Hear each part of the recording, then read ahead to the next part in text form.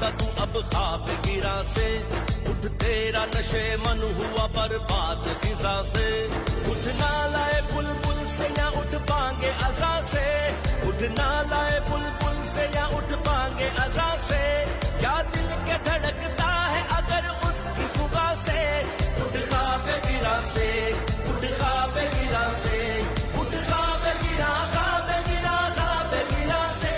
میرے پاکستانیوں، میں ساری دنیا میں 70 سال کی زندگی میں ساری دنیا میں پھرا ہوں۔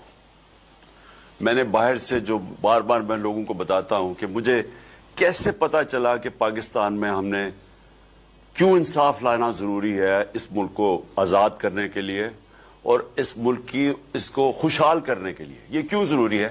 کیونکہ میں نے وہ معاشرے دیکھے ہوئے ہیں جدھر خوشحالی ہے، کیونکہ وہاں انصاف ہے۔ میں جب ایک چھوٹی عمر میں جب میں ایک برطانیہ گیا تو میں نے ان کا نظام دیکھا اور پھر اس کو سٹڈی کیا کہ کیوں وہاں خوشحالی ہے اور کیوں یہاں سے لوگ ہمارے اتنی مشکلوں سے محنت کوشش کر کے کسی طرح پہنچتے ہیں نوکریاں ڈھونڈنے کے لیے۔ تو میں آج آپ کے سامنے سب سے پہلے ایک مثال رکھنا چاہتا ہوں کہ پاکستان کے مسئلے کیوں ادھر ہیں کہ ہمارے ملک کے حالات کے بیکاریوں کی طرح دنیا سے بھیک مانگتے پھرتے ہیں۔ ایک اب یہ ساری قوم کو ذرا سمجھنا ہے کہ یہ ہو کیا رہا ہے ملک کے ساتھ۔ پاکستان کا پرائم منسٹر وہ جاتا ہے برطانیہ، لندن کے ملک سے بھاگا تھا کہ وہ جناب علاج کروانے جا رہا ہے، یہ اس کو ملنے جا رہا ہے۔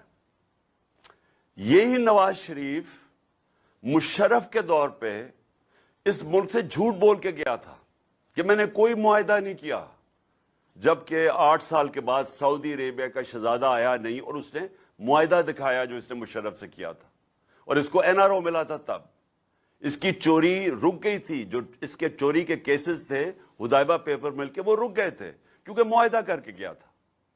اب یہ تماشا دیکھیں کہ یہ وہ آدمی ہے جس کو سپریم کورٹ نے 1.5 سال JIT کے اندر انویسٹیگیٹ کر کے، جس کے اندر 2 بریگیڈرز بھی تھے، اس کے اندر اس کو سزا ملی، اور وہ ابھی سزا یافتہ آدمی آج پرائم منسٹر پاکستان کا جا رہا ہے جو اس کا بھائی ہے۔ اور میں بھائی کا بھی بتا دوں کہ اس کے بھائی کو اور بیٹے کو سزا ملنے والی تھی، یہ جو FIA کا کیس ہے اس میں ان کو سزا ملنے والی تھی۔ تو یہ وہ اس کو سازش کے تحت اوپر بٹھایا گیا۔ آپ کو سب کو پتا ہے کہ وہ گواہ بچارے 2 مہینے کے اندر سارے گواہ مرے، اور ابھی تک کوئی پتہ نہیں چلا کہ وہ کیسے ان ساروں کو ہارٹ اٹیک ہو گیا، اور پھر جو ڈاکٹر رضوان جو انویسٹیگیٹر تھا FIA کا وہ بھی مر گیا۔ یہ وہ آدمی ہے جس کے اوپر ہیومن رائٹس کی واچ یا ایمنسٹی کی رپورٹ ہے کہ اس نے 97 سے 99 تک کوئی ایکسٹرا کئی 100 لوگ پولیس مقابلے میں مارے ہیں۔ عابد باکسر کا بیان ہے کہ یہ ہمارے سے پولیس مقابلے پہ لوگوں کو مرواتا تھا۔ یہ اور رانا ثناء اللہ ان کے اوپر ہے کہ انہوں نے ماڈل ٹاؤن دن دہاڑے پولیس کے ذریعے لوگوں کو قتل کیا، 12 لوگوں کو اور 60 لوگوں کو گولیاں لگی۔ اب یہ دیکھ لیں کہ یہ اب جا رہا ہے وہاں، اور فیصلہ کیا ہونے لگا ہے؟ پاکستان کا فیصلہ کیا فیصلہ ہونے لگا ہے؟ وہ جو کہ سب سے امپورٹنٹ پوزیشن ہے پاکستان میں آرمی چیف کی، اس کے اوپر فیصلہ کرنے جا رہے ہیں۔ اور پھر آگے بھی مزید کہ اس ملک کی تقدیر کے الیکشن کب ہوں گے، نہیں ہوں گے، کتنی دیر کیئر ٹیکر، یہ سارے فیصلے ایک ملک کا بڑا 30 سال سے جو اس ملک کو چوری کر کے ملک سے پیسہ باہر لے کے جا رہا ہے وہ فیصلہ کرے گا۔ تو میں پہلے تو یہ آپ کو صرف بتانا چاہتا تھا کہ یہ کسی بھی سیولائز ملک، جن کو ترقی یافتہ ملک ہم کہتے ہیں، وہاں کوئی تصور نہیں کر سکتا اس طرح کی چیز۔ کیوں نہیں کر سکتا؟ کیونکہ سب سے پہلے وہاں قانون کی حکمرانی ہے۔ برطانیہ میں سنا ہے کسی نے NRO لیا، کسی کی مجال ہے کسی طاقتور کی کہ وہ کہے کہ ہاں جی میں نے جرم کیا ہے، لیکن تم ہوتے کون ہو مجھے پوچھنے والے، اور بلیک میل کر کے NRO لیا اس نے مجھے۔ جو لانگ مارچز کیوں کی تھی انہوں نے میرے خلاف، جو میرے خلاف 3 دفعہ لانگ مارچز کی تھی، کیوں کی تھی؟ NRO لینے کے لیے۔ کیوں انہوں نے ہمیں بلیک میل کیا تھا فیٹف کے اوپر؟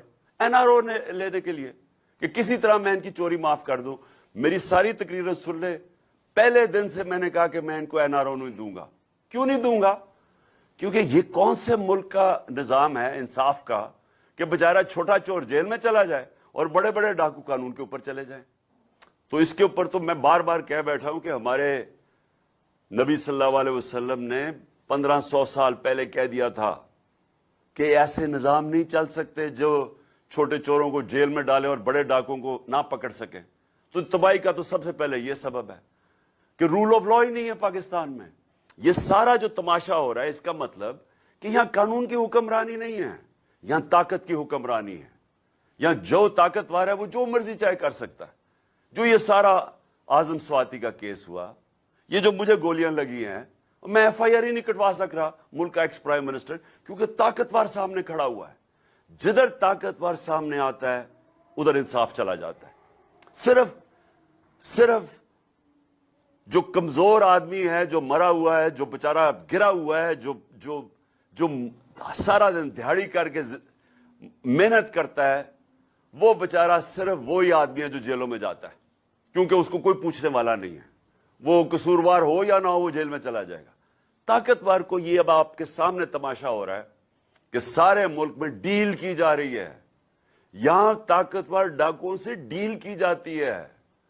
ان کو جیلوں میں نہیں, سزا نہیں ملتی, ڈیل ہوتی ہے. تو یہ ڈیل ہو رہی ہے سارے ملک کے سامنے. تو پہلی چیز تو میں یہ کہنا چاہتا تھا کہ کبھی بھی کوئی قوم جدھر قانون کی حکمرانی نہیں ہے وہ ترقی نہیں کر سکتی. آج ساری جو ڈیولپنگ ورلڈ ہے, جو غریب ملک ہیں, آپ ذرا ان کو ایک ایک ملک دیکھ لیں اور ایک ایک جگہ آپ کو ایک ہی چیز نظر آئے گی, وہاں طاقتور قانون سے اوپر ہے.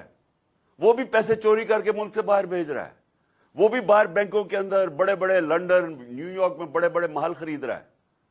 وہ ہر غریب ملک کا یہی مسئلہ پڑا ہوا ہے.